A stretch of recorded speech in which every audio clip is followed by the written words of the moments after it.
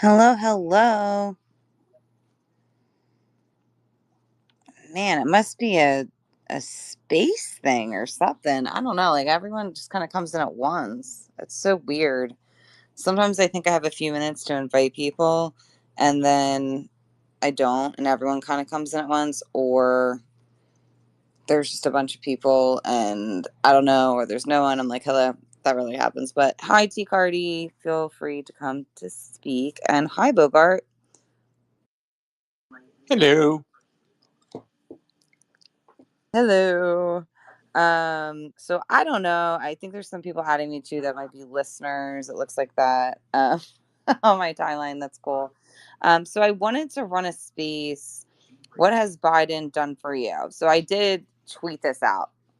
I had like a weird tweet storm last night, Bogart. Oh, there's a bunch of people in here. Hey, Dutch. Hey, is it How you doing, Elric? Chucky? Hey. Is it Elric? I'm throwing everyone the invite to speak. I'm good. I'm good. Yeah, so I had like I never do this. Like Bogart's been my co-host for a long time. And I don't know, Bogart, like when's the last time I've done a tweet storm? Probably not for a while. I would For a long say your time. last tweet storm has probably been quite a while. I would say, it could be a month or so, Oh if my not god, more. months. Try 6 months. I never do a tweet Yeah, you storm. might be I never right. do a tweet storm. And I got invited into this new room and I was like, cool. But either way, it really didn't have anything to do with that. I couldn't sleep and I was on fire, and I was on fire for Biden in a good way. Actually Bogart and me had some discourse earlier in the evening about just like how bad we feel for Joe. Yeah. And I ran a really great space the other night, a lot of different speakers. um, are you gonna mute your mic there, my dude? Yeah, hang on. There we go. He always does this. Okay. Um, and normally, like, and this is for everyone in the room or people that are listening that I can't see, anything that you want me to retweet, 99% of the time, I'm going to believe in what you're saying. Like, unless you send me something insane, I'll always retweet you out. I actually rather retweet than tweet. But last night I was in rare form and I was just like, fuck it. Like, let's say all the things. So I did all that. Thank you for those that put up with that. But also, like, if you're new to spaces, you want to hit that heart in the middle. Like, if you look at the bottom of your screen, there's a heart with a plus sign. You can do different emojis, and then you can go all the way here if you want to, raise your hand and say something. I can also try to show you, how to come up to speak if you want to speak, but it's all good.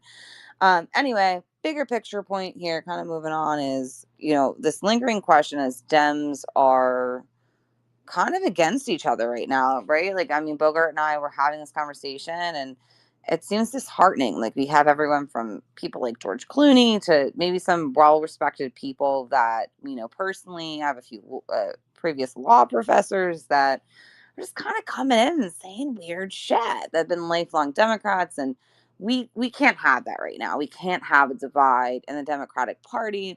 And it doesn't matter what Chuck Schumer or other people say, Biden's in it to win it. He's said this many, many times. See Shannon down there? And unfortunately, he does have COVID-19, but he's being a responsible president and protecting himself so he doesn't harm anyone else. Um, and that's okay. So, I really wanted to have a conversation, and I know it can be difficult because when you ask a broad question like that, like, what has Biden done for you? Like, we might talk about his policies and we might not always know, like, what specifically has he done for me? Like, I like that I wake up in a state of mind that's, not under the Fourth Reich, and I like this or I like that, or I like that he stands for certain rights. But when they personally affect you, something like the CHIPS Act, something like the different things he's done with student loans, even lowering prescription bills, there's a few that I had noted in my tweet. I really wanted to kind of just try to split the divide and talk about those personal things, because again, there's a huge administration behind Biden. And he's a policy president. He's on a show pony. He went to work at day one, and he's done a lot of things, and people don't talk about those things.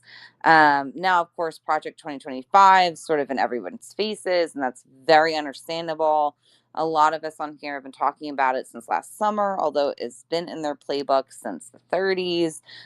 It's really nothing new, but the Heritage Foundation picked it up, and it's just so bad with JD Vance. So we really want to kind of lean in to all these positives about Biden, and I think this room will grow, and I think we can hear from different people. And if you don't, and I think tweeted this at some point, but again, I'd rather your tweets. So if you have any tweets that you want other people to post them up in the nests than mine. But I did tweet that as well. If there's something that Biden, you don't feel like he's done, or maybe there's a policy that you're not sure you're affected by, most likely it was blocked by a Republican. So, it's always good to have great information about Biden, about the things that he has done and is going to do. And one of the things that people don't know is like when you look on his site, it does have Project 2025 on there. Great move. Sort of by his camp, putting it on there, and him, saying some things that we haven't really heard from him as of recent, but also a former so what things that maybe this makes sense, the things that he has done when he was a sitting president, so even though he's still a president, the things that he's going to do, and I might be getting these a little confused, they can, I think, put on the website. There's like a whole like precedence to this of how this works, of when he was sort of running then or now, but we can get into that a little bit later with more politically inclined, intellectual, whatever you want to call it, people than me. But there might be some reasons why you're not seeing a few things, and that's just kind of how the way it goes in politics if you have integrity and follow the rules, which Biden does. So anyway, I'll digress. I've talked enough. I definitely want to hear from T. Cardi and Shannon and anyone that wants to go. Again, I've thrown everyone the mic. If you know how to grab it, let me know. If you don't, you can always DM me.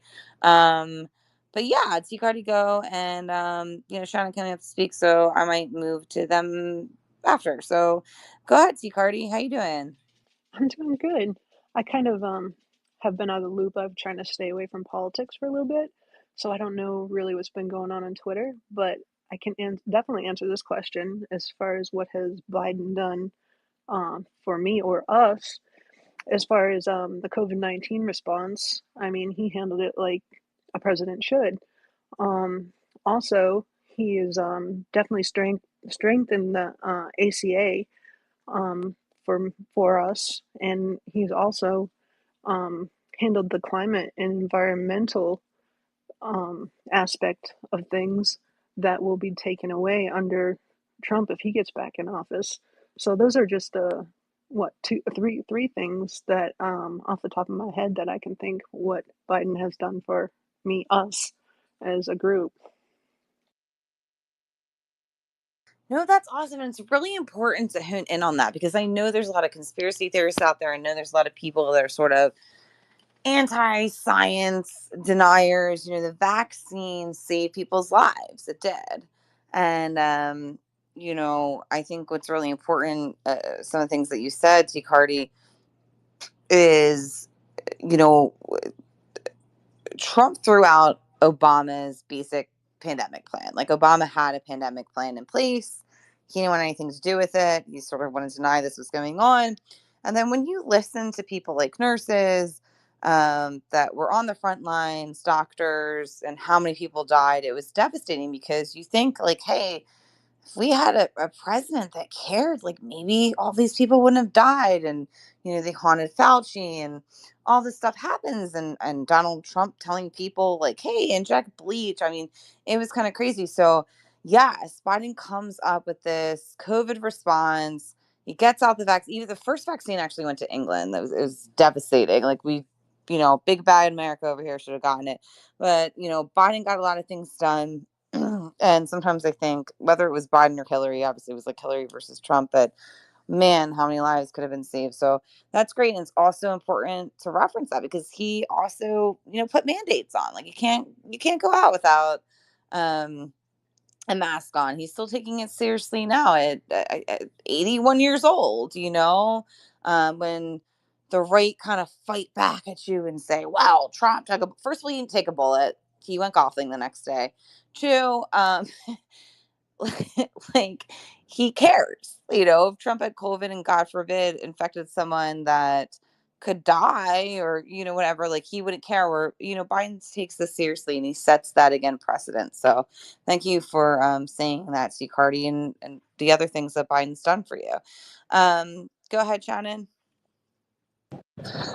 Well, not me personally has he done for, but what I like to see that he's done is all the stuff he's done for the unions. Being the first president to walk with a strike, to encouraging Amazon to unionize, I mean, even the Teamster guy that spoke at the RNC yesterday went on CNN afterwards and talked about he is the most pro union candidate. And, Trump tried to destroy collective bargaining. And that was one of his first things when he came into office was to get rid of that with an executive order. Um, Also attempting to change marijuana from a Schedule 1 to a Schedule 3 so we could actually research this stuff and get it put through, pharmaceutical companies where now they can be put on insurance because it does help a lot of people. Um, and also, deregulating it would be a big step too. And those are things he's done this year. Um, I'm also happy with, you know, we have more oil production in the country than we've ever had.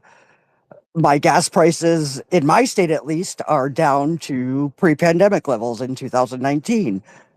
I know he doesn't specifically control them, and most of our oil doesn't go to gas in our country, but it's still good. At least those are the things that I focus on.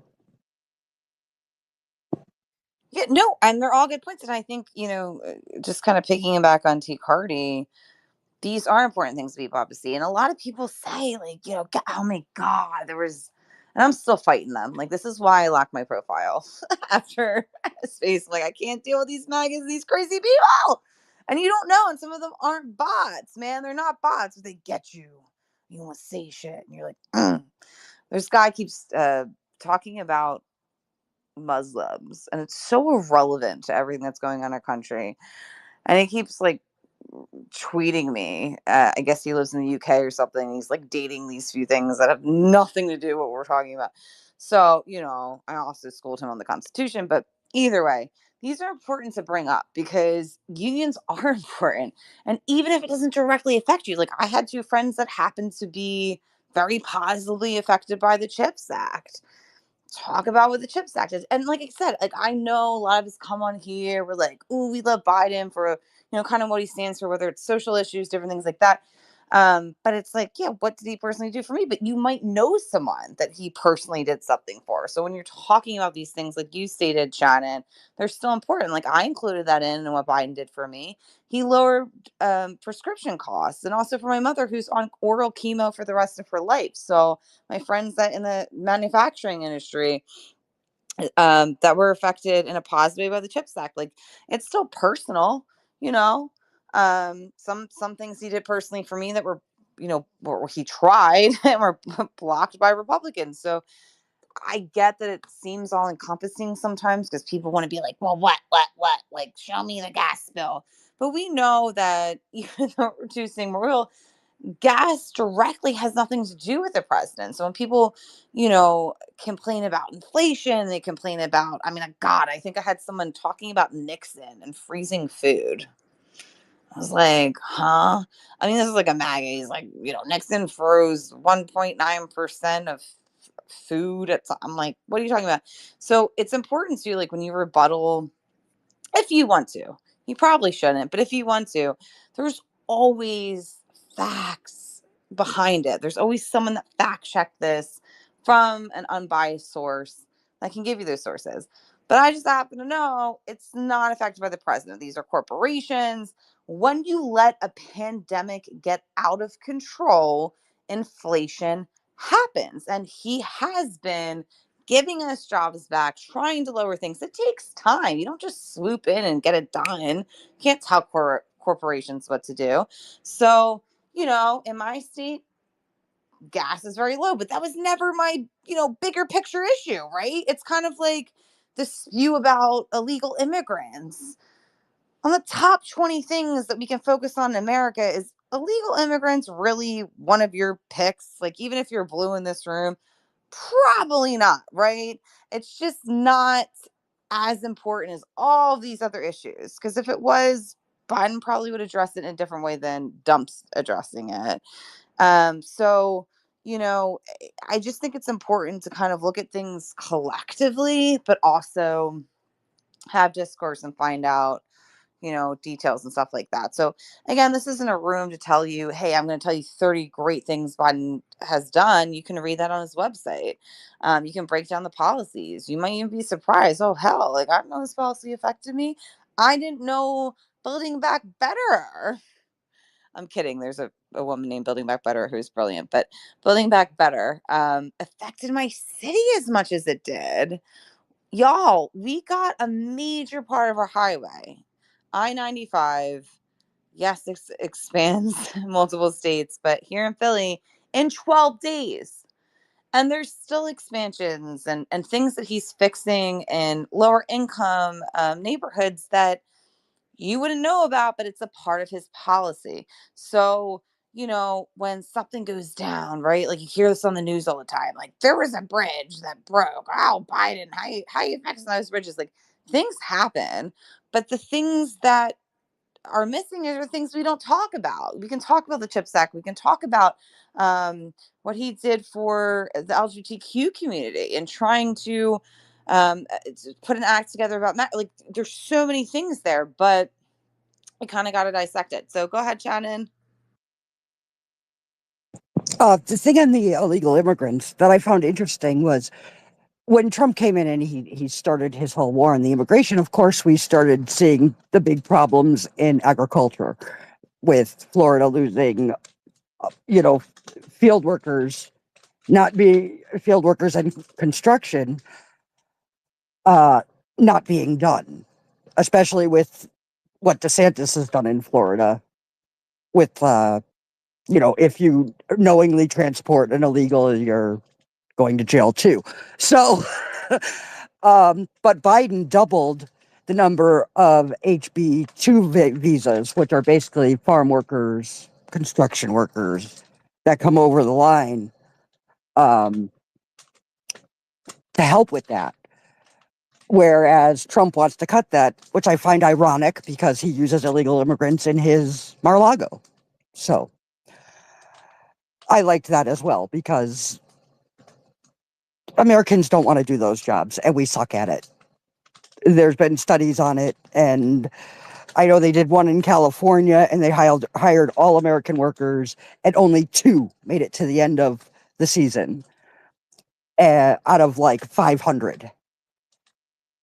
And they didn't do the same quantity that people coming in on the visas did. So they're not really stealing our jobs. They're doing jobs that we don't want to do. Not saying that they should be illegal, but we definitely need to expand, and Biden's addressing that. Sure. And I think the thing is, why I hate the term illegal is because they're doing it in a racist way. When Absolutely. it says illegal, they're specifically talking about Mexico.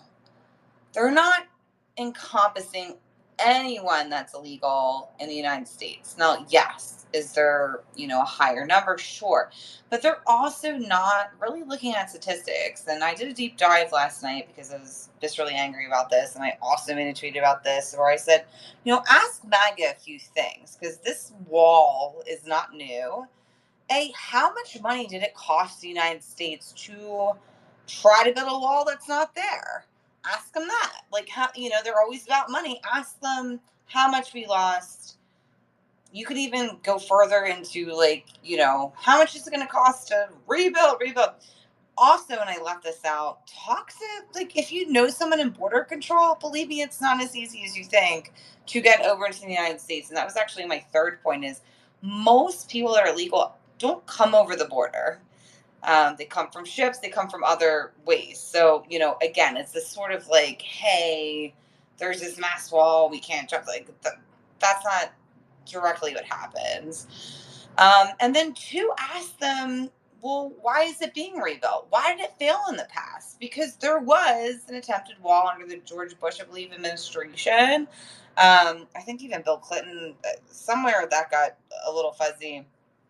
Why didn't that work before when we see people like Obama that ran? What is there? Like, I think if you handle things and they might get a little crazy and you might want to have that kind of punchline back. I believe me, I do. But you want to ask them the things that they think they care so much about. Because again, America is suffering and they don't even realize it, but they're so worried about people. Like right now, like, are you guys serious? Who would want to come in? I mean, honestly, like we're a fucking shit show. But either way, they have a worse life in Mexico. And it's not just Mexico, but in general, we're supposed to be the land of the free and the home of the brave. And we have these aspects of the American dream that are still there. And to Shannon's point, absolutely. A lot of illegal immigrants do take jobs that no one wants. And they can't get certain things that we are guaranteed as American citizens. So it's not this picture perfect life once they get over here. So, you also have to kind of dissect that too. But the main reason before I go to T Cardi, however you prefer to be called, is they are honing in on this damn border shit because they are racist. That's all. If this was a border between, let's say, Hawaii, or actually that's probably a bad example. Canada. I don't know, Australia, whatever. I mean, it wouldn't be the same thing. So, they're being racist and they're being hypocritical. Like Donald Trump has a foreign wife, so does JD Vance. And even though you can say, well, they're legal immigrants, they went through this whole part, and it is hard. It's very hard to be legal in the United States because the shit that they have to know is stuff that we forget from history. It's a very, very hard thing to pass. I have to know that because my sister-in-law is from Venezuela and studied very hard and actually could probably school me on some things. But at the end of the day, this really wasn't this hot topic until Dump took it over because he knew he could win with his beast by being racist. So I think it's okay to call it what it is. I think if these weren't minorities, it would be a lot different story. But that's my personal opinion. I'll digress. T was next. I'm sorry, T. Do you prefer to be called T Cardi instead of T? I'm sorry. I like to shorten things. I'm weird. Do you want to be called T Cardi? No, you can call me T. That's what I was called growing up. I love that actually. Okay, cool. Awesome. Your little dog picture too. Is that like a Rottweiler or That is it is a a Rottweiler? blue healer. Oh, okay, cool. I just happen to like Rottweilers, but awesome. Okay. That's T, one dog I haven't had. awesome. All right, T, go ahead, then we'll go to Terrence. I concur with you on that is all they're doing is being racist because, I won't say illegal immigrants because I think that's racist. I'll say undocumented or unauthorized because, you know, it's just rude and racist. I mean, my family is, from Europe. I'm Italian. And, I look at my ancestors and they came in through Ellis Island, before in the 1980s, it was the Europeans. We were bad. We were wops, without papers. And now they've moved on. Now it's the Mexican border, Now they're the undocumented people. Who's next? Who's going to be the villain next? That's how I look at it. It's always going to be someone, right? I don't know.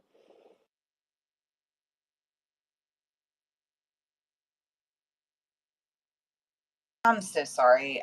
I'm listening to everything you're saying, but I'm multitasking because I'm just blocking this guy from the UK that's completely Islamophobic, and I'm just so tired of listening to him. So I listen to everything you say, but he's now retweeting. I'm like, fuck you, dude. Like, let's get over this. But yes, and I agree. Like, you should say undocumented, but at the end of the day, the word illegal, like illegals, it has that ick. They want it to have that ick, that, oh, you're dirty, like you're illegal.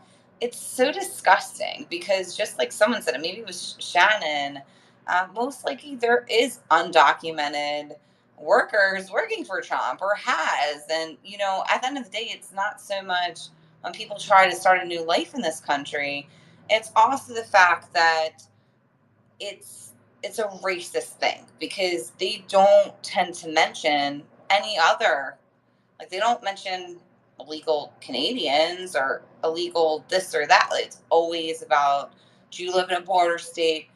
And that's why I think it's important to talk to, if you know someone from a border state, the actual border patrol, because just like with my shark activism, I go to the Coast Guard.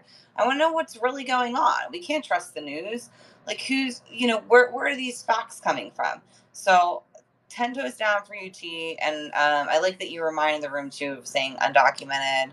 Definitely prefer it. But at the same time, I think, the way they're doing this is despicable. And that's their whole sort of like bigger picture point of their campaign. I mean, apparently Donald Trump said, hey, if I hadn't turned my head because he was talking about illegal immigrants for the thousandth time ever, he wouldn't have, or he would have, I guess, got a bullet in his head. So, it's all kind of eerie. But again, we kind of have to stay focused, but definitely great points. Thank you, T. And also thank you for being in the room. Go ahead, Terrence. Hi, Sharky. I'm driving home, so hopefully people can hear me because the thing always goes crazy when I'm on 5G and I'm driving in different parts of Florida. But I just came up specifically up to echo what you and T were saying just now.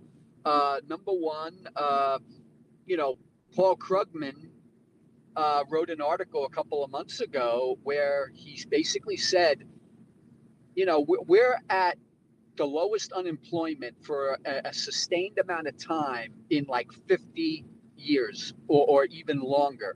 And so there are, the economy is being bolstered by undocumented workers working here. There's no choice because, as I think you and T said, these people do the work that people like me or people that look like me don't want to do, and so there's that. Number two, I work in the printing industry. I'm sure other people work in other industries too, but there is a lot of Hispanic women who came here from, I don't know necessarily from Colombia, from, Central and South America. And all they want to do is make a better life for themselves. They work really hard. I don't know if they're legally here, I mean, with a green card, or they've become citizens. I don't ask those questions. Uh, they have work ethic, and it seems to me that hard just to make a better life for their children, which they could not have in the of their own. So, Biden, sorry, I got the clicker on because I'm about to make a left. I only make lefts, Sharky. I don't make any rights. Like that. I have to be liberal, so I go. That's why I go around in a square in a circle. But uh, but to me, there's nothing in specifically that Biden has done that's benefited me, where I could tout. But again, the things you were talking about, first, number one, the decency. He's brought decency back to the White House after 4 years of garbage. He strengthened NATO. He strengthened our allies, and whoop. Oh well, I'm stuck at another left turn lane. But anyway, he strengthened the foreign policy. Remember, Afghanistan was decided by Trump and Pompeo before they left, and obviously it was a tragedy that 13 of our soldiers died trying to airlift 125,000 people out of Afghanistan. But bottom line is, nobody's talking about Israel and Gaza since Biden's debate. It's almost like the war ended, and we're doing the right thing with Ukraine, and also, for them to, because they, to me, symbolize what our grandparents and maybe great grandparents, depending on what age you are, did in World War II, fighting for democracy. That a lot of people like me, now that there's no draft, basically don't have that commitment. And also, Russia is basically wasting their army, in a wasteland. And that's why it's so important that we don't let Trump come back. But all of these things, like trying his best to give student loan debt relief to people. I mean, I paid off whatever debt I had years ago. It wasn't much, compared to some of these people now, but he's trying to give them relief. He has compassion. You see it in everything that he does. And just this economy, it's been booming. Yes, we do have inflation, but I mean, it's been over a year since inflation has cooled and it continues to go down. And I'm just worried, and I'll end with this, that once again, we're going to have another Democratic president that has us in a stable situation, if not a very good one right now. And we're going to hand this back to the Republicans the same way Clinton did in 2000, the same way Obama did in 16. And they're going to turn it in. They're going to, turn it into garbage again. And then, we're going to get the country back again in a mess. And basically everybody's screaming at us, like, why can't we get things done faster? So I really hope, whether it's Biden or Harris, that, that we win re-election, and basically build on what we got right now, and make it even better over the next 4 years. Thank you. Well, thank you, Terrence, and hopefully you're wearing your seatbelt. And I always think it's funny when people are driving in my rooms. I'm like, oh my goodness, like pay attention to the road, man. Um, huh. We want you to be a voter in November. I'm kidding, but I get it, and I also liked your little jokes, because I made a joke. I have a really great speaker. Her name is Building Back Better, and she's just one of these people that I'm getting a little stacked, so I'm gonna mute your mic.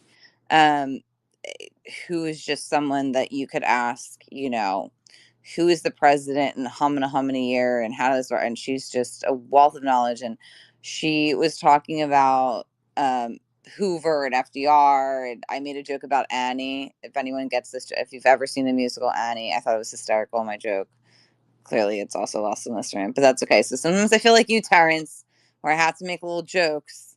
But anyway, yeah, definitely piggyback on what you said. And and it's okay. Like, Biden didn't have to directly affect you, right? Like, we were talking about my weird tweet storm last night. Like, it doesn't usually happen. I'm more for like retweeting other people's things and whatever, but I was just like on my shit. I'm like, "Brum, brum, brum, but I did come up with some things, and I really kind of sat with myself for a minute and thought, like, okay, how did he affect you? And even if it's your parent or your close friend, like my friends that benefited from the Chips Act, my mom that benefited from lower prescription drugs, so she'll be on oral chemo for the rest of her life. She's in remission, y'all.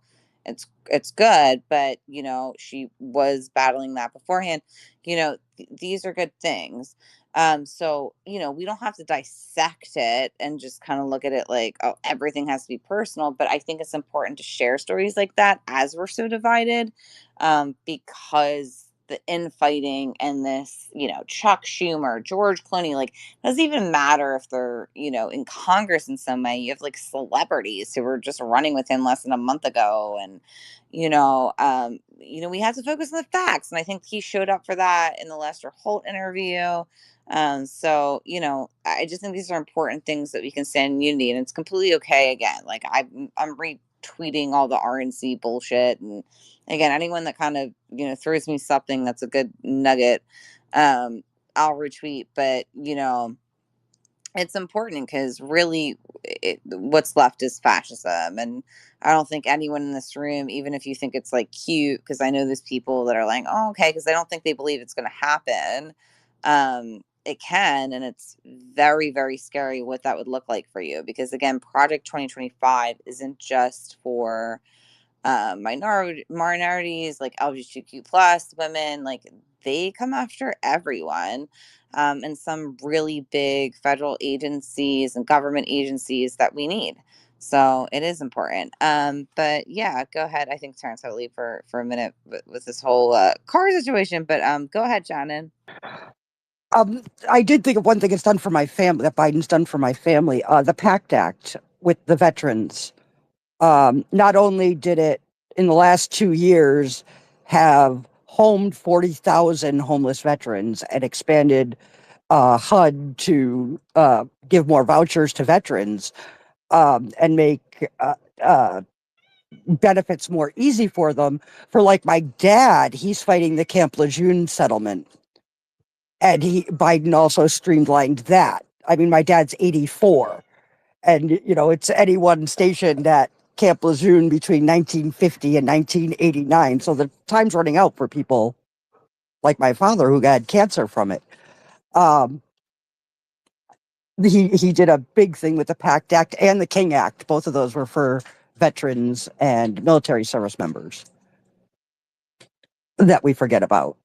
Unlike, Trump, who took the money from the Pentagon that were meant to go to families to build his stupid wall. No, So, absolutely. I mean, like, yeah, and we know. I mean, usually in my rooms, this is a very weird hour. Like, I directly did it after work, so normally I'm on 9:10, and it kind of grows, and then I'm like, oh my god, I need to go to sleep, and that's how it happens. But normally I do have at least one veteran in here, and I completely agree with that. And also, like his son was a veteran. He also lost his wife and daughter in a car accident. Like people don't always know his background of, I think, why he gained a lot of empathy, but especially for vets, Trump did say this, right? He called vets suckers and losers. His what bone spurt, whatever his fucking excuse was. I mean, I think objectively, like a lot of rich people probably try to draft that, but at the end of the day, he still taunts them, and it's very strange because they are a large, like the largest is the disability community. And then when you kind of dissect veterans in this, it's very strange to me, why he would say statements like this. And sometimes it's the only time that we really see Biden kind of viscerally angry, just personally kind of protecting his son and the cancer that he got afterwards. But yeah, really good point, Shannon, about vets. And again, like everything he's done or the policies that are there can grow. So, it's a whole administration. It's not just a few years. And unfortunately, the first few years, he was cleaning up Dump's mess. So, and being blocked by Republicans. So we can't really see like the full picture, right? We can't. We don't know if we had the House or if SCOTUS's rulings were different. Thanks, Mitch McConnell and Dump, for that. Christo fascists still running large in this country when it should be about separation of church and state.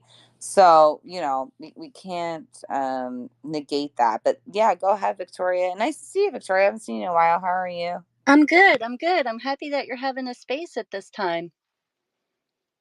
Oh, well, thank you. Um, I seen a few people dip in and dip out. I was like, okay, am I talking too much? I don't know. I feel like I'm pretty clear after work. I don't know. I think Good. there's just a couple spaces going on. I'm known to do that. Hey, I was in Philly last week, and we were watching the Dodgers Phillies game, and I saw Biden commercials, and I saw a billboard on 95, and I saw a Biden Harris sign in somebody's window. And in California, I live close to Simi Valley, and during Trump, and especially during 2020, there were a ton of Trump stuff, and I haven't seen really any of that. And I'm just so disappointed at what's going on with the Democrats, and I'm trying to think of a way to look positively at it because I cried today. I was just so like every like, come on, Adam Schiff, not you. Like George Clooney, I could, you're an asshole. But what has Biden done for me? So I came to Twitter because I was fucking traumatized by the Trump administration from the get go. I watched the Republican debate with all those Republicans on stage, and I saw Trump's behavior toward them. And I'm not a Republican, and I'm really not registered with either party. I'm registered to vote, but I'm registered nonpartisan, and just so like I've never. I'm not going to say never because I did vote for Arnold Schwarzenegger when I first moved to California. My friend's still mad at me for that. But I was like, all right, anyway, I'm on a tangent. Um, but I'm watching the debate and I have two boys and I'm looking at his behavior. So from the get-go, I was not for Trump. And then he did the Muslim ban, and I have friends who are Muslim, and I cried at a kid's birthday party because they were joking about, Trump's concentration camp for Muslims, and they'll be the dentists and I was like, you guys, this could happen. Like I felt like I was out of my mind for those 4 years. So the day that they called the election for Biden, I my cousin texted me. It was like 7 o'clock in the morning here. I got my phone. I didn't want to wake anybody up. I sat in my car and we practically like cried tears of joy. My cousin was in Philly. She lives in West Philly. People were banging pots and pans. She's like, I gotta go. They're banging pots and pans. I gotta be part of it. My neighbors, I have neighbors right next door to me who are pretty conservative. And during the pandemic, we used to have socially distanced happy hours in our cul-de-sac.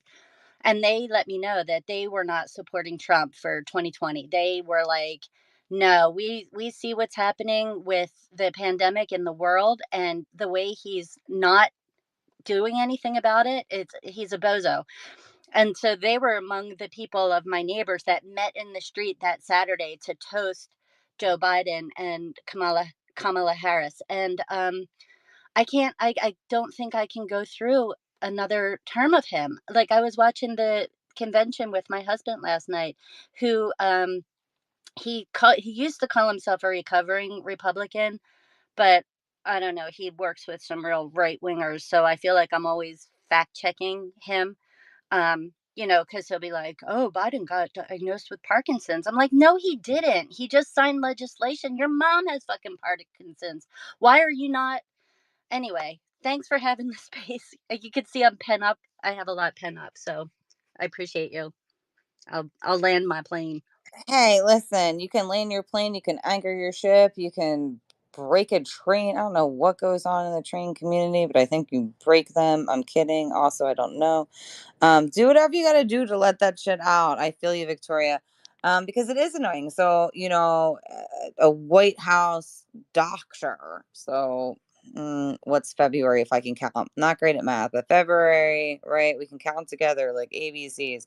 February, March, April, May, June, July. Okay, this is late June. So basically 5 months cleared him. And Biden has spoken out and said, look, like if a doctor said, I wasn't, mentally, physically competent, I would step down, and then he even said like sort of like this isn't a verbatim thing, like be an act of God, like I would do that because he has integrity. And none of that has happened. So I think when we talk about, just to your point with Parkinson's and stuff, like unless you're someone that's a doctor that specializes, I don't even care if you know someone with Parkinson's or know someone with dementia. Like unless you're a doctor, you have no business diagnosing someone who's an 81-year-old man that's had a stutter that was still very prevalent when he was even in his 30s, who's never really been a great speaker, but he's not like he's a work horse in one way to put it, like he's not a show pony. So I think, to really kind of hone in on that, it's just something else they're going to attack him for. I'm not saying that he's the best speaker, and he knows he's not, and he's comfortable with saying that he's not. And I was going to get to your other points, but yeah, no, go ahead, Victoria. Well, to your point, I mean, people were nervous about him debating Paul Ryan, if you remember. And that was when he said the malarkey thing, and he was remembered for it. And the whole like, will you shut up, man? I mean, I felt bad for him at that debate. He clearly didn't look well, but I saw his the speech he gave, the I think the very next day in North Carolina, and he was amazing.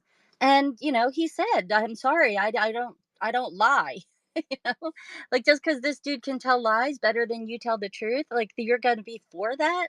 And I don't know, watching that Republican convention, I'm just looking at my husband like, aren't you embarrassed? Like, what the fuck? Okay, sorry. T Hardy Mhm. has her hand up. No, it's okay. And I just want to just touch back really quick before I get a tea, and it's a small room. Is you're right. It is embarrassing because I think what and he crushed Lester Holt. I know some people felt that he didn't, and I think this was like a classic case of Biden, most likely a lot of advisors telling him like, hey, step it up, and he needed to. But Lester Holt is a Republican. I think he wasn't being objective as a journalist at all. I watched it twice and then rewatched some clips, and I think even when he said, hey, look, Lester, and I love the ending too, just come back with me when you have issues. I think it was that time that we wish we could have saw in this one debate, that people keep focus on the one debate, like not like there's going to be how many more. But at the end of the day, I think he doubled down. He was essentially saying what you were saying, Victoria, is, you know, why aren't you focusing on the 28 lies, Trump said. And sometimes he can be a little different at rallies. Like, I think he's someone that might speak a little differently than he's one-on-one. But he also brought that point. He's like, Trump's not that much younger than me, but what Trump has is this sort of narcissistic attitude, right?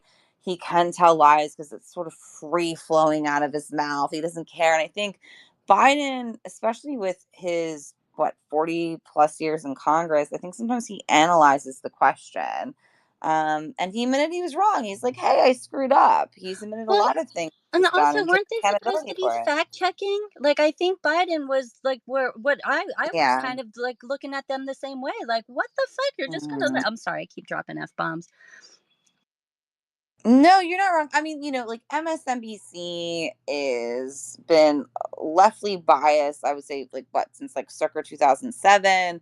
You have CNN being run by a Russian oligarch. You have Fox News. Enough said there. Like, do we really have this sort of um political, like anything in the news that's really reporting things the way they should, or in that kind of old fashioned way that I feel like journalists did at some point?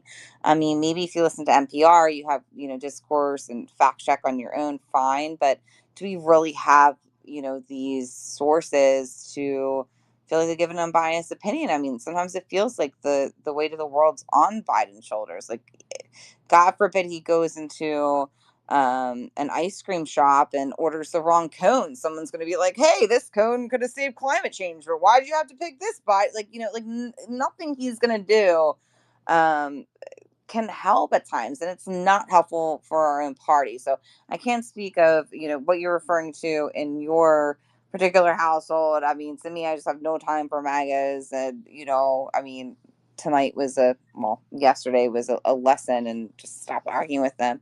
But it's tempting to, but they don't see it like that. And so definitely 10 toes down for pretty much everything you said, Victoria, and it can get hard. So I totally get you. I think T was up next, and then we'll go to Terrence, it looks like. Yes, I just wanted to give a voice to someone that put something in the purple pill for our LGBTQIA humans. They said that Biden did for me was gave them a voice by putting their what they say. I travel a lot to other countries, and they were allowed to put non-binary on their passport, and I just think that's important too because he did put um, legisla- legis- legislation. Oh my gosh, I can't even talk right now. In place for the LGBTQIA Americans, reversing um, a ban on transgender service members in the military, and um, I just thought that was a really valid point that needed to be raised. That's Oh, awesome. Yeah. AX. Yeah, I think we had some good discourse the other night because I know you said he was Green Party or something like that. And I just kind of asked him, why would you feel like that? And or asked them, I should say. And, yeah, good point. And so I guess I can directly read. I can't do the voice thing, but the one thing Brian did for me was make it so that I can put my gender on a passport, which is the thing I would never do because I travel to a lot of countries, so didn't recognize non-binary people. I just mask up when I'm traveling. So awesome. And then again, like I don't know if this person's listening, but I just have to put this out there before I get to other hands. Like if you're thinking about voting independent, it does steal that vote from Biden. And even though I think there was an article that we were going back and forth on just a little bit about transgender kids and sort of the ruling. Not 100% sure. I didn't look like it was super fact checked. There was a lot of Fox News in there and New York Post, which are big red flags for me of people that are citing anything. But, at the end of the day, unless it's coming directly from Biden's mouth, and I did read his quote and it seemed, not that way. And I also think Biden's focusing on just so much in general. But you're definitely going to be safer under the administration of Biden in this community, which I share this community. I might be not a letter that everyone likes, but that's okay. But I am in this community, and of course, and I think also just like even putting White House, I don't believe this happened under Trump's. If someone wants to fact check me on that, but I don't believe he did any rainbow colors or flags at all, where the Biden administration did. So that's something to be talked about a little too. So um, I knew I was going to lose someone over this. Every time I bring it up, I feel like someone's like, "Yeah, fuck you. You can't say you're in my community, whatever." I am sorry. Bi erasure is still a thing. Sorry. Um, anyway, I just get mad because just as like we're infighting in Dems, there's definitely infighting in the LGBTQ plus community all the fucking time. But anyway, to your point, T, and to this person, yeah, and definitely safer. So again, or maybe it's just because I said don't vote independent, but you really can't in this election. Like it's not an election you can vote independent unless you want to be a fascist country. I mean, it's that simple. So next election we'll figure it out if that's how you feel, but you have to vote Biden and blue down ticket. We need the House, we need to maintain the Senate, but we can save that kind of discourse for later. But anything else you want to say about that, T, before I go to some other hands? no. I just wanted to make sure that that voice was heard, is all. Because they No, didn't seem like they wanted to out. speak. I forget about the purple pill. Everyone's always focused on the nest. I forget this like purple pill comment thing. It's actually kind of a new feature for me. Not super new, but it didn't really happen. Maybe like a year ago or something it came out, but I don't always pay attention to it. So thank you for bringing that to my attention. And that was a very important voice to be heard. So thank you, T. All right, let's go to Green and OC. Hi, Green and OC, and then Shannon. Hi, Sharky. Hello. Oh, what a day. Anyway, I have three things that I wanted to say really quickly. You were talking a minute ago about media, and I just want to remind everybody that media has never been great. People have biases, right? And if you're getting paid to write a story and a story is like right at your feet, then you're going to write the story the way it's presented. And that doesn't mean that all media is bad. I'm not saying that. I'm not saying like everything's fake news, but just more an eye on checking things out. And I just wanted to highlight this to make my point. I wanted to highlight this that I learned in season 2 of Ultra. And if anybody here hasn't been listening to Ultra, the podcast, season 1 is shocking. Season 2 is even more shocking. So after World War II, you all remember Joe McCarthy from history class. Um, well, before the McCarthy trials, the communist trials, Um, there were trials going on in not persecuting, but prosecuting Nazis. And a way that those Nazis were defending themselves was claiming that they were tortured by Americans. And McCarthy was in Congress defending these Nazis, making up lies, siding with their lies. And I mean, it's an incredible story. Then people realized he was full of it, he was lying. And then he came to the press and said, I have 217 names of communists in the government. And the press used that information that he was a liar. Oh, no, I'm just kidding. They ignored the fact that he had lied about this Nazi torture and ran with the story. And then we had years of investigations into people's private lives, calling them communists. So to me, that's a really great example of media doing a terrible job. And again, it's not a call to say media is terrible. It's just a call to remind ourselves that we have to look for multiple sources and we can have skepticism to confirm a fact. To me, is not denial of, it's not saying fake news. It's wanting to make sure we're getting the whole picture. And I love the title of this room, and I'm sorry that I missed the first part of it. What has Biden done for you? I've really been thinking that, like, I would, whether it's a DM room or something where we can just like share DMs of things that we've written or seen, um, of things that Biden has done, the great achievements that he's done. And even if somebody doesn't want to participate in a room, if I invite you, DM me those tweets. I will boost them, but also I was thinking of making like a Google Doc and putting them in there, and then by category, and then I'm happy to share that with anybody, and then it's like an open source, so when people are looking for things they can find it. And I have a question for Victoria. In the purple pill, you have text Biden's team.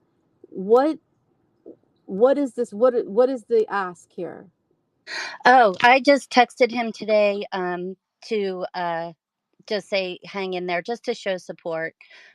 I got the number from another account on this app, Art Candy, and it actually sets you up with, it looks like you have Joe Biden in your contacts. It's kind of cool. I mean, I recognize that it's Nice. probably not going to Joe, Sure, sure.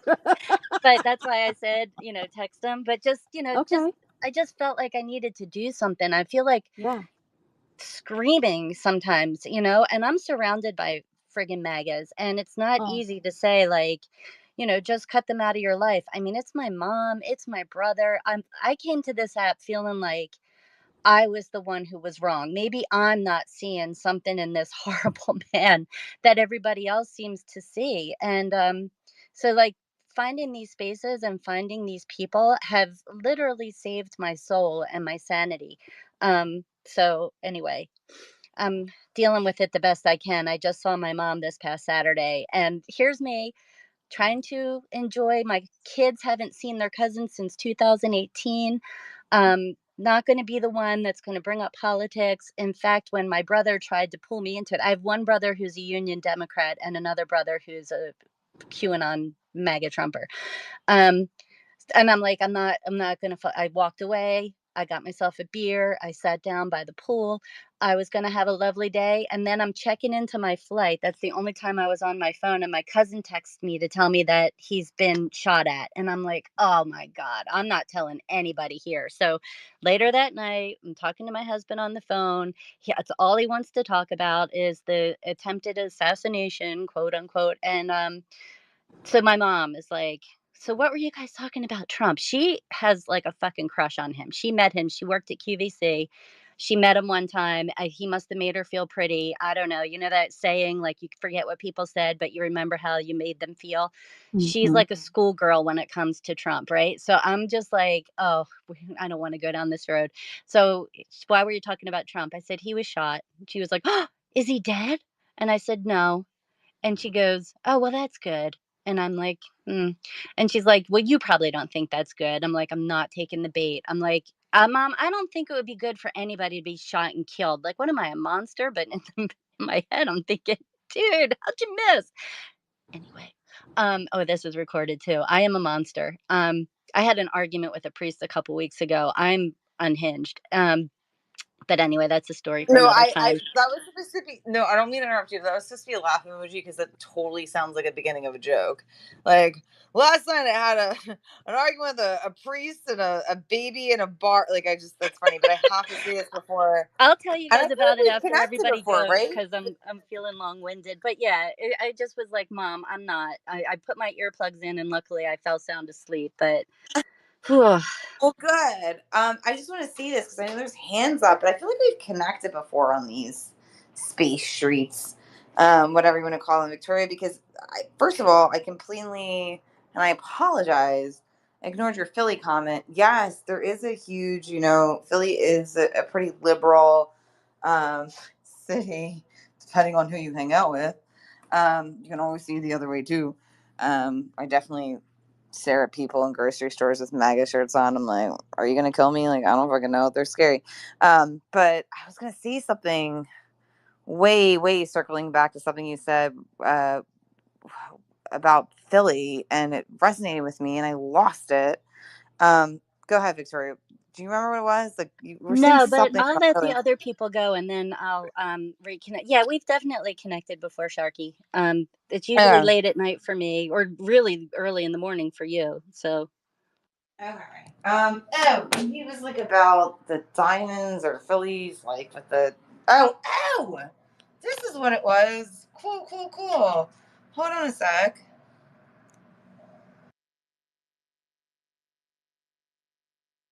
I just wanted to enjoy this little bit of like kind of cooler weather, talking about how it's been like a heat storm and heat storm. Is that a heat? It's a heat storm, a thing. It's been very hot in Philly, so I wanted to go outside without losing y'all. Um, so you were talking about I-95. Well, that was building back better. That highway was replaced in 12 days because of Biden's plan. So we can all give claps. I did fact check this because I was like, are you sure? Because there's definitely parts of Philly that need to be fixed with the fucking potholes. Ask any Philadelphian, and they're like, what is going on with these potholes? But he did that in 12 days under his plan. There's new plans for Chinatown and actually fixing a lot of different neighborhoods in Philadelphia. So that was a credit to Biden, and he got it up. And I-95 is a huge, highway. But I didn't want to negate that as we were talking about what has Biden done for you. So yes, he fixed this portion in 12 days, just under his plan. Also, I love what you said about people. Like, you have no idea how many times a day, how many damn times a day that I'm like, am I the only normal person I know? Like, I have plenty of friends that are Democrats, but they're like sleepy Democrats. You know what I mean? Like, they're just the people that are kind of like, we know, Ray, I'm going to vote for Biden, but I don't really want to talk about Trump. And I'm like, why not? Let's have discourse. Like, let's talk about, like, they don't want to do it. But unlike you, maybe this is kind of like a weird thing. Like, my mom is 10 toes down for Biden only because she's been a lifelong Democrat, but she loves to ask me those questions because she's an older boomer for my age. She had me later in life. So she's in her 70s and loves to ask me, like, well, do you feel like he's even before this, guys? Okay, because I know there's hands up and Green News sees hands up, so I hope your hand remains up because I love hearing from you, Green News. She'll always do this kind of like, well, do you think like maybe like Michelle Obama could run, or and she does talk like this. I know you have no idea what my mom sounds like, but I do. It's a spot on imitation of her, and she just kind of has this high pitched voice, and she's like, do you think maybe Hillary Clinton could come back. Like she doesn't really get like the political engagement. But she's always going to vote for Biden. And I think it's really cute because she knows I'm passionate about it. And she quietly tells me at family dinners, like, we're not going to bring up politics. I'm like, I never bring up politics, Mom. There's always one fucking MAGA at our table that tries to start with me. They always do. It's nothing to do with me. I'm not going to say anything, but they push. Anyway, a lot of what you said resonated with me. Yes, we've been in spaces together. I will digress, but just some of the things you said, I'm like, oh my God, is this me? That's how I feel. I'm like, is anyone sane? But again, I'll digress. And then actually, I think it was Green and OC, and then Shannon and Q. If y'all can keep your hands up, because I don't know where Bogart is, sleeping and snoozing on the other side. Watch while I say Bogart. It's like you turn in the mirror 3 times. Bogart, Bogart, Bogart. Bloody Mary. Hello? Yep, see, that's how you know. Green, did you want to say anything? Because I feel like I saw your hand up, but I could be wrong. Green, no say. It was, I did take it down, but I didn't talk about what Biden has done for me. I didn't, I only Okay. connected what that meant as you were talking. Um, in Los Angeles, like, I don't know if that was through Biden. I don't want to say it. It might have been our governor. I'm just going to say, I'm going to post this in the Purple Pill. I found this thing today where you can look at this map and you can see where the infrastructure bill is affecting you. You can look at it by state, zip code. It's an amazing tool. So I will post that for everybody. Thank you. And my hand is down.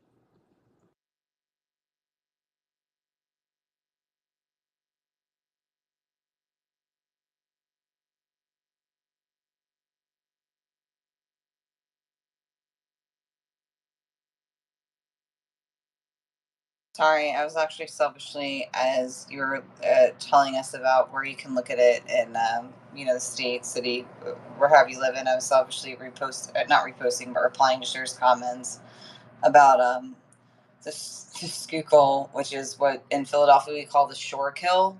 If you've ever been to Philadelphia and you ever travel down that road, we call it the shore kill here, because a lot of things go down.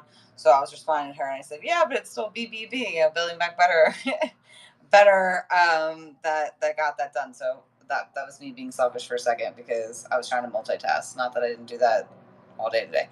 But I hear you and I love that. So I don't know if you said you could post in the nest or whatever. I wanna peep it because there's a lot of plans for my city. Yeah, And God, I put it in the Purple Pill and the nest above, but it's a oh, repost, so perfect. you can only just see the Okay, address, but it's you're there. hitting up, you're hitting up and down style. That's awesome. No, it's really important because like a lot of times if you don't look at these policies, like you might not know.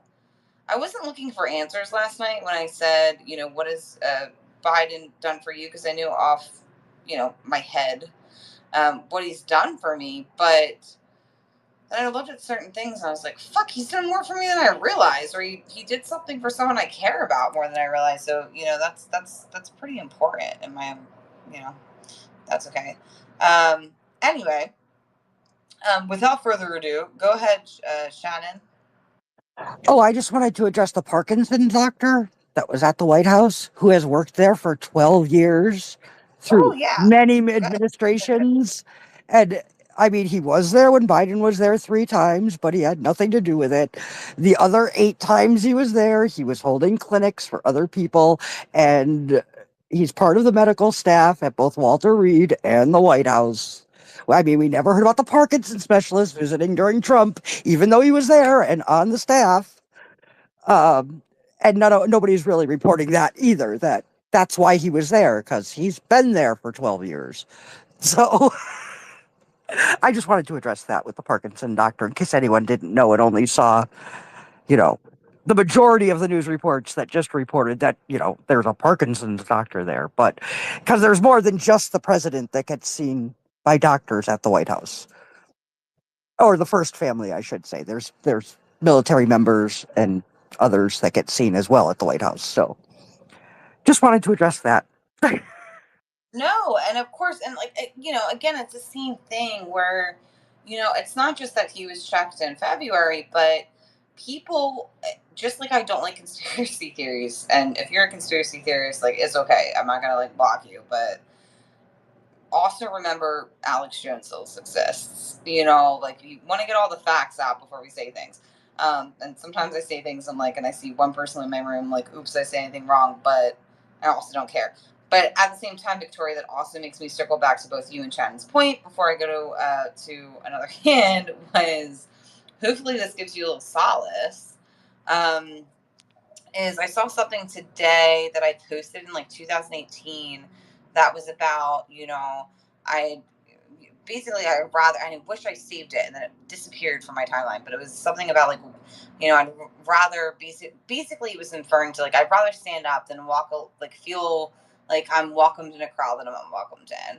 Like I'd rather walk alone in a crowd and have my integrity, have the things that Biden's talking about, than feel like I'm a part of something that I don't really belong in. And it was better than that, but it disappeared. I was trying to screenshot it, and it's been a long day, so that's okay.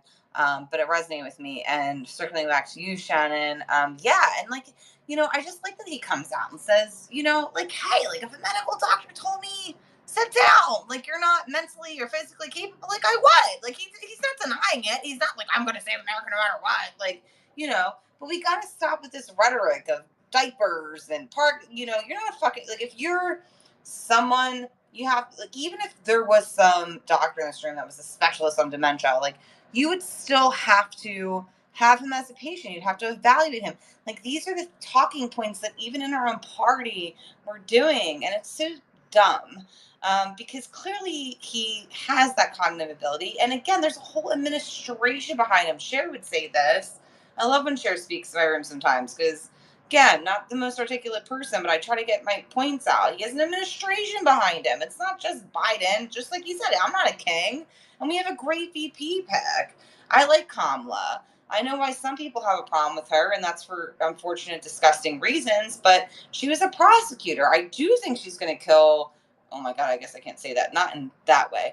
But I think she's going to, oh my God, I can't say Trump either. What the fuck am I supposed to say? You can't say Trump or kill anymore. You can't be like, she's going to beat JD Vance. Anyone thought that was funny? I was like working with 2 words. Like, she's going to slaughter. We can't say that. I think she's going to kick JD Vance's ass. She was a prosecutor for a long time. JD Vance said a lot of things that were dumb that you can't take back. And what do prosecutors love the most than taking down people that say things that they shouldn't have? I think she's going to crush it. But anyway, I'll digress because, again, hands up in the room. So go ahead, Q, and then go ahead back to Victoria. But thank you. I mean, you guys are really bringing some knowledge into this, things I wasn't even thinking about. I love having this discourse, so feel free. Q, and then Victoria. Looks like a new speaker came up. Go ahead. Yeah, I also want to recommend both seasons of Ultra because it will make you cry, it'll make you scream, it'll make you seethe. It's just scary shit. But Ultra, Rachel Maddow's podcast. Oh, okay. You're the second person today that recommended that. Yeah, I heard somebody else recommend it earlier. But yes, Ultra, the first one is it, and it all revolves around America First, which was a Klan/Nazi group that was trying to keep us out of the war with Hitler because they wanted Hitler to win. And then the next one is it's more Nazis, and they're all, of course, Republicans. Not all Republicans are Nazis, but all Nazis are Republicans. That's just a fact. Similarly, almost all pedophiles are Republicans because it requires a degree of sociopathy that Democrats don't typically have. Anyway, what I was going to talk about was earlier today I saw a tweet from either a Biden boosting account or Biden himself. I think it was Joe himself talking about forgiving student loan debt of 35,000 government employees because they figured out they could do that and it couldn't get, challenged and reversed by the maggots. And there were all sorts of MAGAs attacking it, saying, you're giving away our money. And it's like, do you guys even understand economics? When you give money to people who need it, they spend, they grow the economy, other people get jobs. It's actually, God, I wish I need to write down what my friend the economist calls that, but basically it's a money multiplier. Forgiving $1 of student loan debt generates like $3 of GDP. It's insane. It's like nuts. And yeah, and it just struck me that all these maggots were attacking it. And it's like, that's just more proof you guys don't know shit about economics. Whereas if you give the rich extra money, all it does is grow the debt. And every time I see the Republicans say, but COVID, even if you take COVID out, Trump doubled the debt. Actually tripled it from what it was under Obama. And then Biden's got it down to half that, even when you subtract the COVID out. So it's just not even close. If you care about the deficit, you got to be a Democrat. If you care about the economy, you got to be a Democrat. If you care about boosting GDP, you got to be a Democrat, because money, giving money to the rich is just stealing from the people. They don't need it. I mean, when we had a 90% top tax rate, the economy did just fine, thank you. Matter of fact, it had almost double the GDP growth of Trump's best years as a decade-wide average. Now, there were other reasons for that. It wasn't all just the fact that he was taxing the rich and forcing them to do things that are good for the economy, because the way you get a tax write-off is typically doing something that's good for the economy. That's the entire purpose of tax policy. If your tax policy should be aimed at encouraging people to do things that are good for the country so that they can benefit by a tax write-off for those good deeds. And that's part of why the 1950s were so great. Because we were taxing them at 90%. It forced them to do the right things. But no, student debt forgiveness is awesome. Yeah. Of course, it is. I mean, it just. Well, before we go to Daniel too, because there's some other hands up. This came out, I think, a few hours ago. It's now up to 165 billion, and there was someone that had the audacity in someone's comments like, I don't know anyone that had their student loans forgiven, and there's a bunch of people attacking this person, saying like, well, I guess you're not a part of this. But again, you'd like to remind people, so many of those student loans, especially because Kamala Harris's policy for the Pell Grant, was not passed by Republicans. Like, I could have gotten $20,000 back house, and I don't know what's going on with SCOTUS, but I hope that still can happen, because that was her policy, and we should give her credit for that, even though they blocked that down. I was waiting for that. That would have been another $20,000 for low income families that went to schools, and so I think that's important too. But thank you for bringing that up. Oh, and one more thing. I really think we need to be more aggressive in pointing out why student loans are a problem. It all goes back to a Reagan policy of defunding colleges and education. It's insane. They knew. The original paper was written in 72 or 73, and then Reagan adopted it full blast. That educated voters are too smart to elect Republicans. And this was an internal document. They actually called the 99% the proletariat, which of course has I've said this before, but I'm saying it again. I mean, they really do think anyone who isn't in the 1% is a communist. And you can't break them of that. That's like in the mix. They don't even understand the difference between communism and socialism, or even between economic policy and the fact that they're stealing things. Uh, Yeah. I mean, every Republican tax cut, no Republican tax cut has ever paid for itself, ever in the history of mankind. Tinkle down economics doesn't work, never did. Any economist knew this, so I assume that even the people pushing it at the beginning knew it was a lie, but it was a lie that allowed them to steal tax dollars from the American people. And it makes me angry that Republicans pretend to be fiscally responsible when all you have to do is look at the numbers. Every Yeah. Republican administration not only grew the deficit, but they all had recessions because they crushed the middle class. And Trump's plan for tariffs is the biggest disaster since the Holly Smoot tariffs of the Great Depression, which Hoover instituted, making it the depression that was caused by another Republican, Coolidge, worse. And that's what you get when you have two straight Republican admins. You get a depression.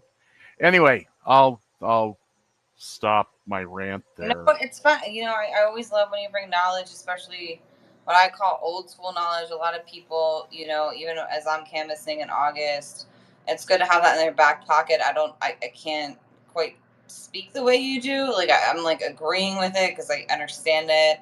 I've heard you speak before, but it's hard when you canvass and you try to like break all this down, especially for young people. And it's just like, ooh, it sounds like they're getting this history lesson. So, but I always appreciate that, Q, for sure. I know Daniel was next. Hi, Daniel. Welcome to the room. How are you doing?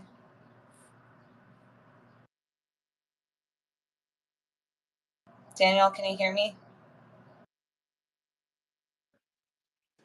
Can you hear us, Daniel? Hello, everyone, and good evening. I hope everyone can hear me so far. Yeah. I can. Yep. Well, first of all, I would like to say thank you to everyone. Madam Host, Mr. Co-host, and fellow speakers. It is good to be back in Twitter Spaces. As many know, as many may not know, I'm Daniel Grant King, and I live in North Carolina, and a veteran educator going in my 26th year as of August, and I serve in many capacities, many different capacities, even serving with the Democratic Party of the state of North Carolina on various different committees and different things of that realm. But above all, I deal with advocacy, and I'm the chair now for my fourth term in the chairmanship of the Educational Advocacy, where I lead 100 members plus, and making sure our educators are heard. And above all, I'm running for office in the city of Raleigh for city council this November. So, folks, we have a work to do. I know that the topic has been, what has Biden done well? I tell you, folks, Biden has done a lot. And I want us to be on guard because we have many folks are now saying that they want him to go. And and I have to address that first before I go any further, because I've known Biden for a long time, even in the Obama years. And we have never, ever in the history of our nation have seen fellow Democrats go against the current president of the United States. It is horrible. It is horrible. And I will say that I'm saddened to have heard some of the things, even from my own local folks. Um, I've just got out of a big meeting today with some of my local folks, and they're not happy either. Um, but folks, I want us to fear not, because we know, we know, we kind of knew this was coming. Let's keep it real. We kind of knew this was coming. Um, but we didn't know that it would come in this fashion. And even this week, as Biden continues to deliver for the American people on various issues, from abortion rights to the infrastructure to making sure that educators like myself is heard all the way from the local and national level, and even so much so campaigning and making sure he wins a second term. So folks, we have some there's a lot of questions that I still have. But even when I left the meeting today, I felt that my questions was still not answered. Because how can we have gone for so long? We voted in the primaries for Joe, and we've made sure all the way down. And all of a sudden now we're questioning fitness, we're questioning so many different things that if there was questions about, that should have been addressed before the primaries. And that is what I raised in the meetings that I've been in today. Because let's remember, folks, we cannot sit up here and play games while the Retrumplicans, oh man, I don't call them the GOP, I don't call them Republicans anymore. Their nickname for me is Retrumplicans, because they have followed and bowed down to Trump all this time. But yet, instead of calling him out on what he's done, we have had Joe Biden tossed and turned and left and right and all sorts of sideways, while Trumplicans, on the other hand, are doing evil unto the American people. And yet, here we are talking about fitness and choosing another nominee for the next 4 years. Now, I understand many others are considering Kamala, and several others. I've already heard some of that in my meetings today. But I want us to know, folks, that Joe Biden has continued to deliver on so many issues. And I'll just name a few before I take my seat. And that is that we have had abortion rights, we've had the infrastructure law, we had the Chips and Science Act, we have had COVID-19 controlled within the first 100 days of the administration. We have had educational advocacy, especially in my state of North Carolina, where, I've gotten a chance to meet with some um, officials at the Department of Education. So those are just to name a few, folks. And I could go on and on and on, but I want us to know that we cannot afford now to fool around and expect, because as we know, Republicans are watching all of this. Don't be fooled. They are at their convention, but they have been watching all of this unfold. And the thing about it is that they are not forgetting. They are not forgetting. But I want us to continue on the fight. And I'm going to leave with this, and that is, folks, we need to continue advocating. We need to continue letting people know that Democrats are still the way to go in 24, despite the issues, despite people wanting Joe to leave. But I want you to know, like I've said in other spaces, that I have been with Joe all the way and will continue until he has said that he is stepping aside, because it makes zero sense to have another nominee, especially when we are about to go into one of the biggest conventions in a lifetime. So folks, we need to make sure that we continue supporting Joe and Kamala Harris for another 4-year term, and making sure that they continue to deliver, and making sure we elect Democrats in the Senate, making sure that's secure, making sure we have Chuck Schumer still as the leader, making sure that the House is more secured than ever before, where Akeem Jeffries, my good friend from New York, making sure he is the next Speaker of that House. so that we could continue on with abortion rights, codifying Roe v. Wade, making sure that's the law of the land once again. So we have a lot to do, folks. We cannot idolize now and say, oh, we're going to do another nominee just because. No, because let's face reality, everybody.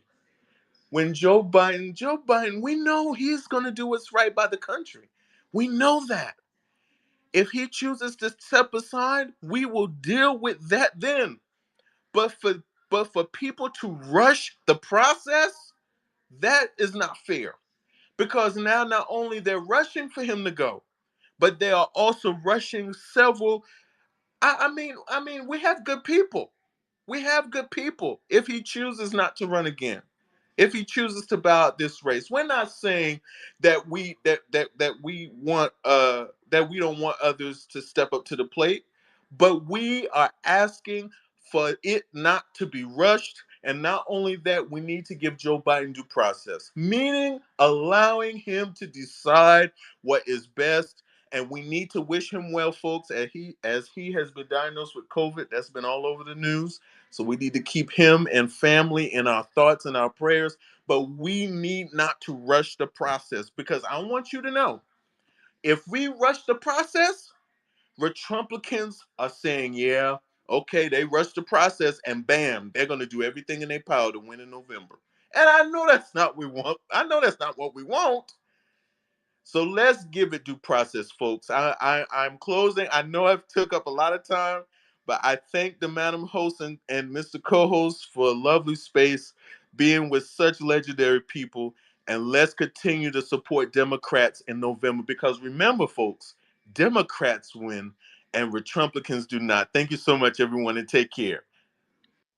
Oh, thank you so much, Daniel, and just everything I said. Ditto, piggyback, 100%. yeah, Can I I just want finish to. what I'm saying? Thanks. Yep. Um, um, so sorry, I get distracted very easily, especially after a long day. Um, so Daniel, to your point and all your points, just a great speaker. I don't live in North Carolina, but if I did, I would totally vote for you. But at the same time, it's so important to feel united and to stop with all this, rhetoric about diapers and this and that. And, like, this is our president. He said that unless he has a serious medical issue and he has the integrity enough to step down, if that were the case. We were recently talking about that. He does not. Just like you said, let's wish him well with COVID, because he's doing the right thing as a president that cares about people's health and isn't just like out there spreading it around because of different things. Maybe I'll be a little more crass. Screw George Clooney, screw Chuck Schumer.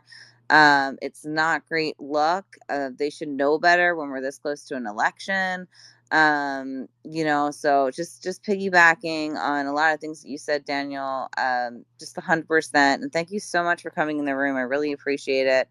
And let's keep that positivity up, because that's really what we need, guys. That's why I did this room. That's why I did a tweet. I'm trying to get a hashtag going. Like, what did Biden do for you? But I'm afraid MAGA is going to take it and be like, well, gas prices or food. I mean, some guy was comparing frozen food to Nixon the other night. I'm like, I can't keep up with you all. You're freaking crazy. But I was trying to do that, is like, let's do this positivity. Like, people talk and talk and talk about Biden. Well, let's talk about what he's done, what he's trying to do, if we can get the House again, because we have the Senate barely by a thread. Like, voting, like everything Daniel said, but this is important, and voting blue down ticket all the way can really help us. We can't do much about SCOTUS. You can thank Mitch McConnell and dump for that, but we can regain the House and we can keep the Senate. And someone like Joe Biden, as Daniel said and a few other speakers in the room, they have a whole administration. And Kamala Harris is, I think, an amazing VP pick. I think she's going to destroy JD Vance, and really catching him on a lot of his hypocrisy and statements that he made that are against God. I don't know. everything, for almost everyone, not just for the LGBTQ plus minorities, women's rights, but just, if people care about porn, he wants to ban pornography. I mean, like, just everything. People think it doesn't affect them until it affects them. Project 2025 affects everyone. So, we really have to wake up to that. And I think Kamala Harris is just a great pick. So thank you again, Daniel, for speaking. We're going to go to Victoria because she was technically first, Bogart. Well, But Bogart can go. He's the co-host. okay, if Go you ahead, want to, Bogart. go to Daniel, go ahead. Back to Daniel, I should say. Go ahead, Bogart. Oh, okay. Yeah, I sorry, I was occupied earlier, but so I have been listening, Is and Bogart talking? Bogart yes, is talking. Yeah, is that you? Who said that? Sorry. I think it was All right. Victoria. I think she's Come coming back come in. back in, Victoria. Yeah, go ahead. So I just a couple comments I want to make because I've been listening pretty intently. Um, so Dan, I really appreciate everything you said. It was just it was really amazing. I certainly added you to my whatever you call it, friends list or whatever.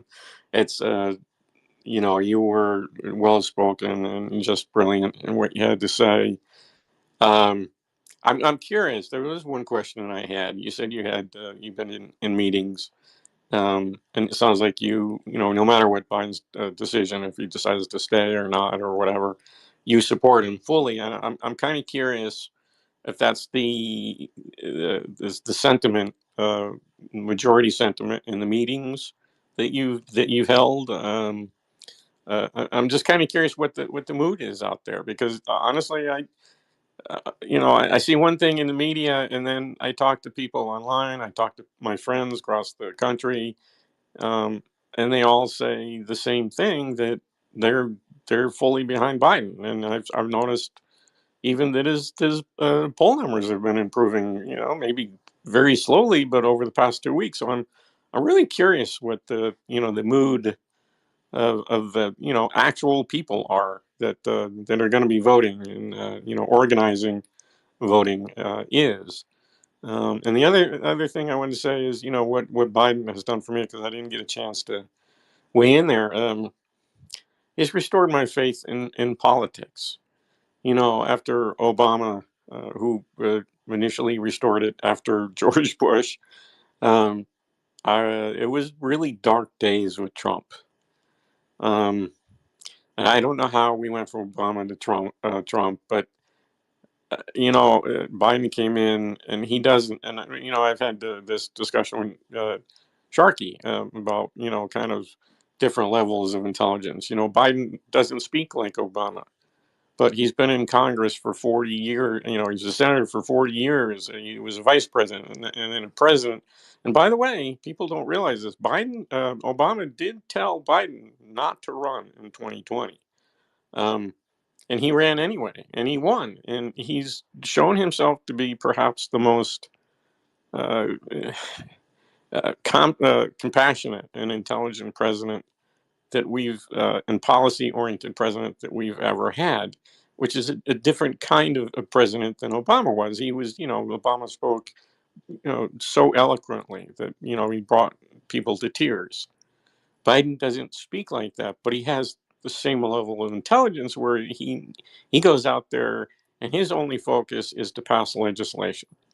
That's his only focus. He doesn't get into the drama. He doesn't put people down. He puts his head down and he does his job. And that's kind of really restored what I believe politics should be about. Um, it shouldn't be about speeches. It should be about doing the job and getting the job done well. And I think to me, he resembles Eisenhower in so many ways because that's what Eisenhower did. And there's a certain level of just brilliance to that, to just doing the job. And we don't see that much anymore from anybody. And so, yeah, that's what he's brought to me over the last 4 years. And again, I'll be stunned again if it goes, right back to Trump. But for now, I'm restored faith wise in politics. So anyway, go ahead. Oh, my mic is on. Sorry. Were you talking to me? No, I think he was referring to Daniel, if I'm not. Yeah, Yeah. Dan, go if you want to But answer and that. Go then ahead. it is Victoria. Yeah, go ahead. Well, thank you. Mr. Coles, I think that going back to your question now, um, I do believe most people still, um, I think most people across this country, is still going to support a Biden Harris ticket. Um, and I don't see most people going, um, for another Democratic ticket unless Joe Biden decides that it's time to step aside. I think the forcefulness behind him stepping aside is very highly inappropriate. Um, because let's not forget, it's not like a Trump who has done evil on January 6th, or we did not have um, any evil acts under this administration. So we really, Democrats are gonna have to be really wise um, about this, because if not, we could lose it all. Um, and I think that is gonna be um, I think that's gonna be what is gonna be at stake. We barely, like Sharky said, we barely have the Senate by enough votes for anything. We have to have the VP break that tie um every time, right? And so I think we need to be very strategic um on how we do and how we advise the president on leaving the race.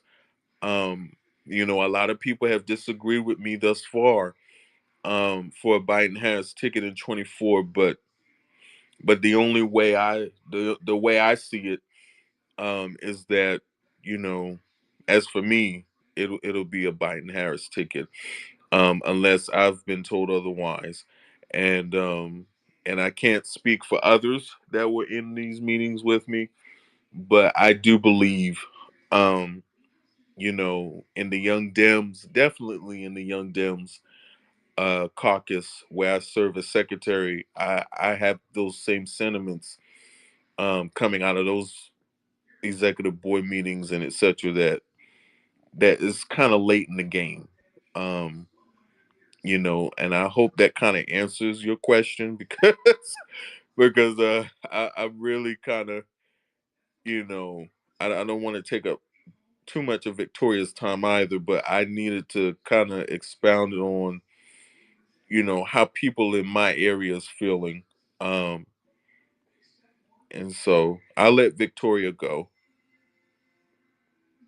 No, I really appreciate it, and hopefully Bogart and you, because I know there's quite a few hands up now as well. Another speaker I want to get to. Thank you so much again, and thank you Bogart for just being able to have discourse like this. Go ahead, Victoria. Sorry, I hit the soundboard by accident. Hey, I just wanted to point out that I put in the comments an interview that I recently watched. We went to Lake Tahoe, and it's a long drive from here.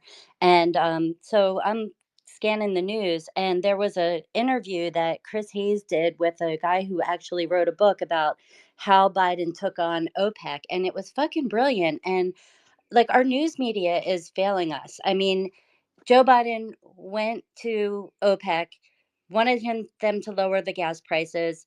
They said no. They're used to Trump and getting something transactional. What Joe Biden do? He came back. He started selling our oil reserves, our stockpile.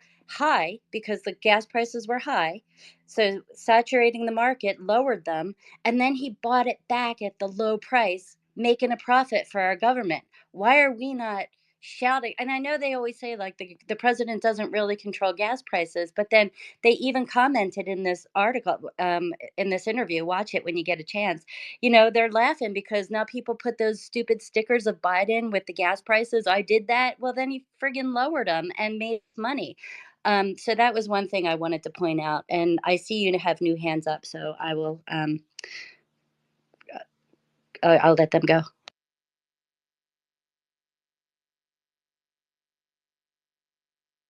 Oops, sorry, I was talking with my mic on, but that's great. You put it in the purple pill. Can you put it in the nest too? Yeah. So it's not just gas prices, y'all. I had someone arguing with me about something Nixon supposedly did at like 1.9 with frozen foods. So anytime a MAGA, even if I'm like 100% or 99, 99, 99, 99, 99.9% they're wrong, I still fact check because just like Victoria said, you can't really trust the news, right? Like MSNBC's been bought, CNN is owned by a Russian oligarch. Like there's just news sources. Lester Holt, we know Lester Holt was a Republican, but like he was not being objective. He was kind of shitting on Biden. Biden owned it. Okay. But at the end of the day, when people say, well, why can't he lower the food prices? I mean, these are important things that people are going to ask us, that we have to know. And so, of course, I fact checked it multiple times. Like, he can't, and no branch of government can. I have no idea what this person was saying about Nixon. Maybe under his administration, something happened in yesteryear. But as far as I know, these are still owned by corporations. And again, arguably, I think Biden's one of the most progressive presidents we've ever had. I don't think that's a coincidence. I think just like his whole campaign is, he said, like, I'm running because of wisdom. Like, I know this, I take accountability for actions in the past, but I'm running on wisdom. And that's why I think I'm a good candidate and why I'm doing this. Believe me, what 81-year-old wants to spend possibly some of their last years with all the stress? I mean, it just doesn't add up. So definitely love what you said, Victoria. Definitely love what you said, Daniel. Definitely love what you said, Bogart. We have to focus on this. But there is a couple new speakers in the room. Let's go to SWC. And then Kaju, I believe. If I'm mispronouncing your name, please correct me. And then Q. So SWC, go ahead. Hey everybody, good evening. My name is Robert. I'm actually an elected official here in California, a very low level on the school board. So just providing a different perspective. But what I want to say, I want to say a few things. What has Biden done for you? That's the topic of this, and I can say I'll address this and then go on to my points. What I can say he's done for me is he's actually gotten this whole pandemic crisis under control. He kind of I know he has COVID now, but he kind of almost eradicated COVID and handled it well and made sure everybody got their boosters and listen to Dr. Fauci and everything like that. So he handled this pandemic extremely well. Sure, there's concerns now of COVID increasing and rising in several states. But I mean, if it wasn't for him and we had Trump in there, gosh, we'd probably be shut down or having COVID outbreaks every other day still. And that's the crazy thing. But like Daniel, I'm going to stick. And most of us here, I'm going to stick beside Joe Biden here. I do not believe he should drop out of the race. And this is we're entering a dangerous territory here. If he drops out of the race, if he drops out of the race, it has to be Kamala as the nominee. It can't be any other person. And I tell you why. Because the election is only 4 or 5 months away, and if we pick someone else, if we select Joe Blow from Iowa to be our nominee, I mean, who can really campaign for president in 4 to 5 months, right? That's going to affect the undecided voters, right? The undecided voters will not, select us. I'm sure I'm going to vote blue no matter who the candidate is. But for the undecided voters, they're not going to know who Joe Blow from Iowa is, right? And campaign, and that's going to be a little bit difficult and raise money and everything like that. Whereas Kamala, we at least know what we're getting, right? Undecided voters know what they're getting, and they have the same ideology for the most part as President Biden and everything. So I think by having Biden step aside, or by not having Kamala there as a nominee, it's dangerous territory that could ultimately help us, lose this election, and that'd be a crying shame. So and I can tell you here, my constituency, granted I'm on a school board, so it's a different constituency, hasn't asked, or put pressure on me to release any statements to uh, have Biden step aside. I haven't been asked that, and I will continue to fight those cause. Um, I know there's been rumors here about our governor here in California, Newsom, that he may be in line as the next president. I don't think that the time is now. Like I said, we got to stick by Biden or Kamala. It has to be one or the other, preferably Joe. But yeah, I don't want to do political suicide on the presidency of the United States. But that's all I'll have to say. Thank you so much. Thank you, and thanks for speaking up. I mean, this is what people should be focusing on. When we're talking about quote unquote low level, it is your school boards, it is local voting. I mean, this is important. And when people can sort of understand that, it's not just the presidential. I mean, unfortunately, a lot of Americans see it that way, but it's, you're electing people to run, as you said, your name is Robert. For school boards, I mean, even if you go up to like mayors, I mean, this is really, really important. And you can definitely find out information on their site. So thank you so much for coming up. And I think it's really important to hear from people, no matter, I know you kind of said like, well, it's not low level. These are important things. So thank you, Robert. I'm going to go, Daniel, did you want to say something back to that really quick before I go to Kaju? Yeah, and I just thank you, Madam Host. I just had to agree with Robert because, as I chair the highest committee in our state dealing with educational advocacy, I have, dealing with the DPI side of it, I have not been asked to have any statements. I or the vice chair currently, we're both Democratic on that committee, and we haven't really been asked to make public statements. Now we have been threatened by Retrumplicans, on the other hand, and that's why we have had to be very cautious. I see you, Robert. We have had to have been very cautious about what we say and do, but for the most part, we have been very thorough with our folks in making sure that our support remains. For the Biden campaign, we have announced publicly that we're fully endorsing the campaign to continue. So I look forward to that going on. Thank you, Madam Host. I also sent you a message. I don't know if you got that or not. I will look. Yeah, I mean, sometimes when I'm hosting spaces, I don't always look, but I will definitely look. And again, guys, like, and make friends in these rooms. Like, if you hear someone that you like, follow them. I mean, this is how we gain a bigger audience. That's partly why I do these spaces. So, it's important. And I will check that out. Thank you, Daniel. And then I believe it was, again, I hope I'm pronouncing your name right. Is it Kaju Beetle? Yeah. Hey, folks. Hey, Green. I saw Green that was in the space, and so I popped in. Just there was a lot that was going on when everyone was talking. I'll try to make this quick. Just I think 3 points. One, Roberto, great job.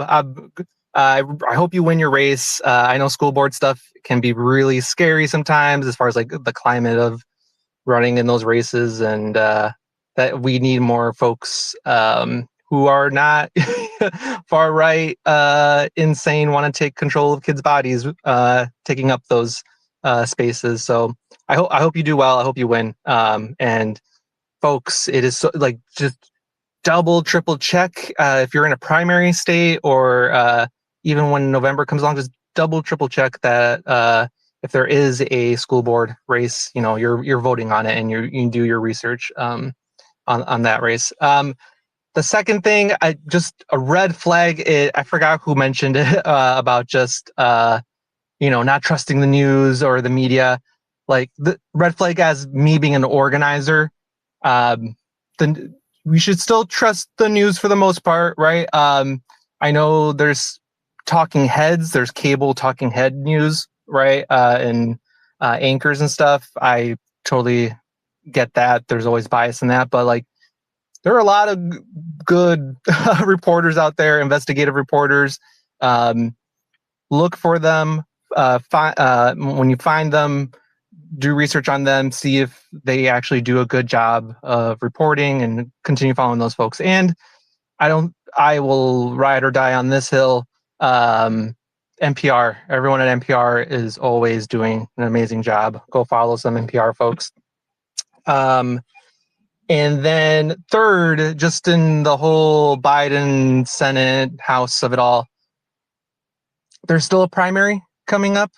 We talked about how we want to make sure, if it's Biden or Kamala, that we want to make sure whatever policies they're working on, they get passed, right? That means getting rid of spoiler votes. We had that with Manchin, we had that with Cinema, and let's not rely on tiebreakers, right? Let's avoid that. Sadly, I mean, some folks will disagree with me on here, but again, this is something I'm very like, again, one of those hills. George Latimer in New York won that primary. I'm really scared that that's going to end up being a spoiler vote for whatever comes our way. I do not trust the guy. The guy took in so much Republican money, and when you see something like that happen, I'm always cautious. And then connecting with that is we still have a primary in Missouri, right? Another spoiler vote is possible with Corey versus Bell in that primary. Go phone bank, go text.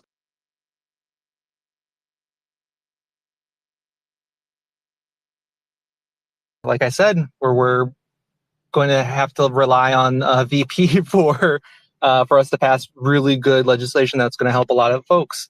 I don't know how much we can rely on Fetterman at this point either. They said it themselves, right? They're not progressive. Are you in PA too? No, I organize in a few different. Oh, I'm in PA, so that's what I was asking. No, Because I am just brain. I have a lot of brain rot and a lot of holes in my brain from all the political nonsense that I take in. So, but I specifically organize in some states in the South, and right now Ohio, which has been super fun the past week. But yeah, I just want to leave it at that. Like, there's still some primaries coming up. Go volunteer your time. Go text bank. Go go knock on doors if you're able to. Go phone bank, because I really don't want more spoiler votes. If it is Biden and or Harris, which I'm on the side of, I want Harris. it is. I want Harris to be the next runner up. But like, I want them to be able to pass good legislation. I want them to be able to pass what we need, what this country needs, what folks in our neighborhoods need. And we can't do that if we have spoiler votes, people who play farther to the right than in the middle. And I'll leave it at that. Again, Green, it's always nice seeing you on here. I know if you're on one of these spaces, it'll be a good space, and I'm always enjoy hearing you chat when you are on here. Okay, that's it. Bye. No, all good information, and I agree with you regarding a lot of what you. Well, thank God that wasn't open. Sorry, I knocked down some water. But a lot of what you said is true, and I think me spilling something just completely made me lose my point, which is okay. Oh, you're saying spoiler verts. Yeah. even John Fetterman, unless anyone can correct me, I mean, like, he's stood up for Biden, I think, very, very recently, and saying that we shouldn't be divided. I mean, I know people are kind of flipping, flopping all the time. Like, one person says something, and hey, like George Clooney was canvassing not even a month ago, and he says shit. I mean, we don't want to take George Clooney seriously, but when it comes from people like Chuck Schumer and governments and all, or people involved in the governments, it's important to listen, but it's also important, again, I think this is the overarching point that everyone's sort of getting to, is having this unity and having this, letting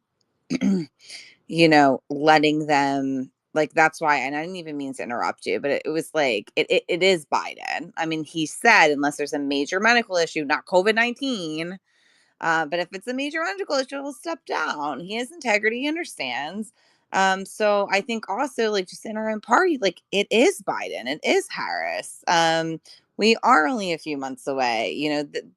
This he's Dark Brandon. He's coming out. He's telling Lester Hall, look, Lester, if you want to get down the issues, I mean, we're seeing this, and I think we're going to see it more. Yes, it was one bad debate. Oh my goodness, how many times are we going to talk about this? Like, whatever. Even with the attempted assassination, however you feel about it, we got bigger things to focus on. We've got Project 2025, which a lot of us have been talking about for over a year, which is a playbook that was in the fucking 30s. And now we have JD Vance, who's actually, a lot of infighting is going on in the MAGA party because of him. I mean, there's a lot going on that we have to stay focused on, and getting this word out and stop feeding into this rhetoric that he's old, he's this, he's that. Again, he is not a show pony president. He's not someone like the former guy. He's I think Cher would say, if she's still in my room, a workhorse. I love when you say that, Cher. He gets down to business and he gets things done, and he doesn't have to be the perfect speaker. We're not looking for, at this point, another Obama, just speech wise. Like, we're talking about someone who does have a lifelong stutter, but has shown that he's writing those policies, and he has Kamala behind him, and he has an administration behind him. So I just feel very strongly about that. So without further ado, I'm going to go to Q and then Victoria. And I know Susie is requesting to come up. Actually, after Q and Victoria, normally I wouldn't run a room. Even though this is a pretty good sized room, I usually never run this early. I am going to be back. What I'm going to do for my part is I'm canvassing to local colleges in Philadelphia. That's where my alma mater is, Philly, PA. Yes, it's a swing state here. And what I'm doing is actually calling a dear, dear friend of mine. Some of you may know her, Dee. And she's going to help me. Basically, she's going to, kind of pretend to be a Republican and let me kind of see how I handle these questions. I mean, I know it might sound silly, but I need that, because sometimes I do freeze up. I don't always, know the answers right away. So I'm going to ask her some questions and see if I can handle them on my own, or what they might say and how I can steer the direction another way. So even when we're talking about canvassing, and people have talked about door to door and phone banking, it's all great. However you want to do it's great. Even if it's just, in your family or friends, don't be afraid, because, like, who you are now is who you are. It's your integrity. But I am one of those people that I freeze up, especially when it's important to me and I don't have every little thing down. I mean, there's been so many amazing speakers, and maybe I sound okay, but really, like, if someone's like, well, I had a better, I don't even know why that's so insulting to the Southern community. I don't know why I'm doing like this hillbilly accent, but, like, I had a better economy under Trump. I always just see, like, old white men with AK-57s coming at me, and these are completely just college students, diverse community, but I don't know why in my mind MAGA is just like this old guy that's going to shoot me with his gun.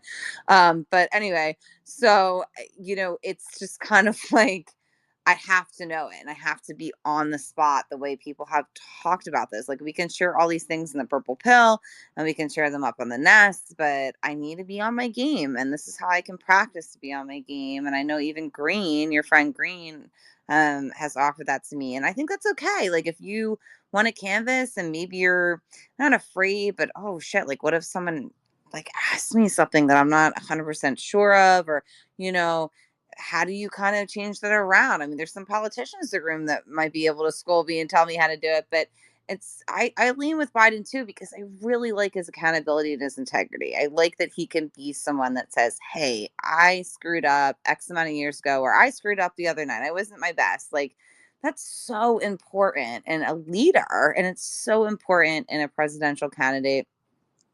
So anyway, I'll digress. I'm gonna let Q go and Victoria go. And yes, I will be back whenever I'm finished with Z. If y'all want to be invited, just DM me and we can continue this discourse, because I think it's really important too. I'm still trying to have a hashtag going of what did Biden do for you? And it be positive, because again, if you look at his policies, there might be some things that you didn't realize he did for you, but he did for your mom or your neighbor. And that's important to look them up, because there's a lot going on, especially, I had circled back earlier to Philadelphia, when our highway I-95 was completely transformed in 12 days, and I fact checked it. It was a part of his plan, Building Back Better. There's other things that, if he is president again, will be finished in 2027.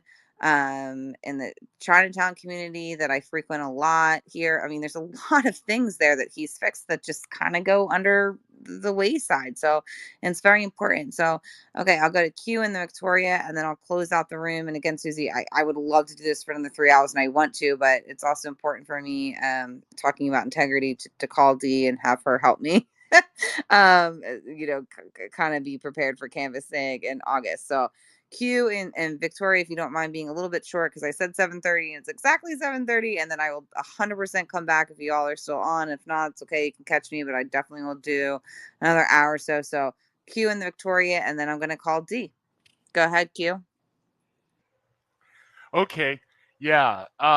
Whenever anyone says anything nice about Nixon or Reagan, my two favorite talking points there are Nixon's sabotage of the Vietnam peace talks that cost us 20,000 military lives, because LBJ was very close to ending the war in 68, and yet Nixon sabotaged it.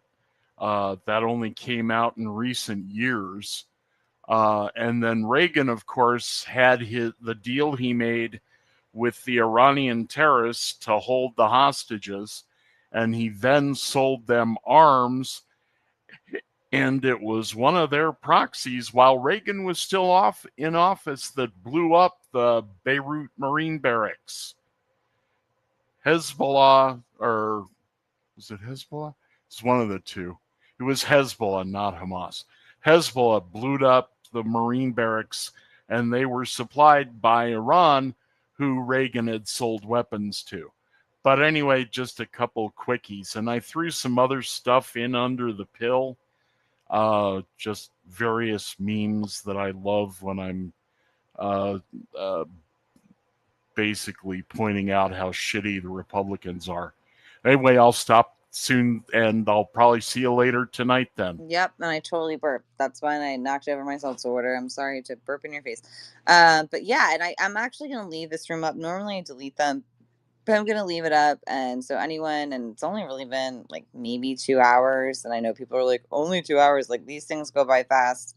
I have been known to do a 20-hour space before, where journalists, medical doctors, all kinds of people come in, and it's fun for me.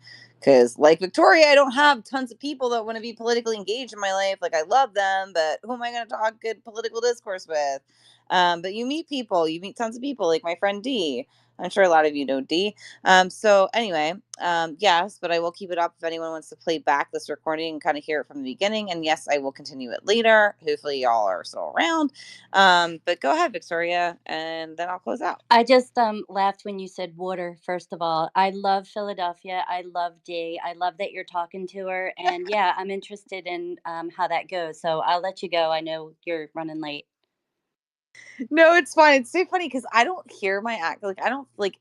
It's really not a Philadelphia accent. It's called Delco. It's like a Delaware County. So Oh my God, I'm from if you Delco. say to a Philadelphian What's that, that? like, they get mad, they're like, "You're from Delco," which is fucking like 10 minutes from here. Dude, Like where I I went grew to up. Sun Valley High School. I am so Delco, but I dated an actor and he kind of like got Sounds my like, well, that's accent away lived and I in have Philly for like trouble 18 doing it years. now. And I just Yeah. love when the Phillies went to the All-Star game and he had the bottle jug and he called it water.